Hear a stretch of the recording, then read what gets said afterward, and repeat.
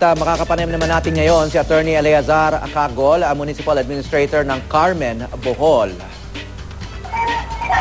Sir? Hello sir, yes sir, good morning. Yes, ang Carmen daw ang nasa epicenter nitong lindol. Ano po yung naging karanasan nyo kahapon? Yes sir, that was the information that we learned later on. Ito malakas talaga dito.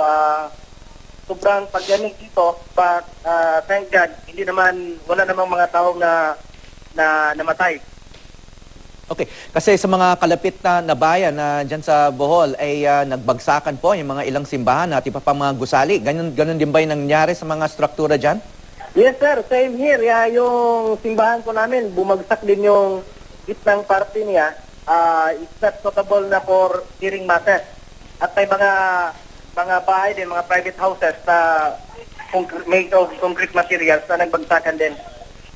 So, ano ho yung status or datos tungkol sa kaugnay ng casualties? May casualties ba kayo?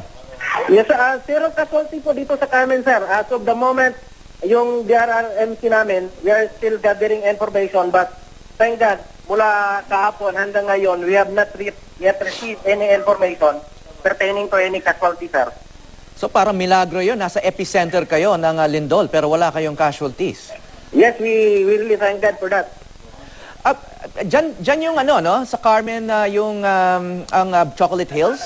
Yes, sir.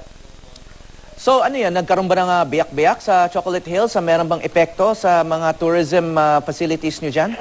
Yes, sir. Yung complex mismo na yung view deck, hindi talaga, it is not worthy for business operations. In the coming months, we would not be receiving guests at the Chocolate Hills.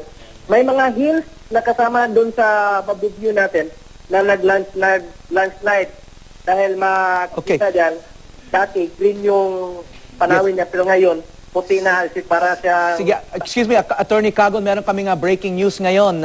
Maraming salamat po, Municipal Administrator ng Carmen, Bohol. Thank you.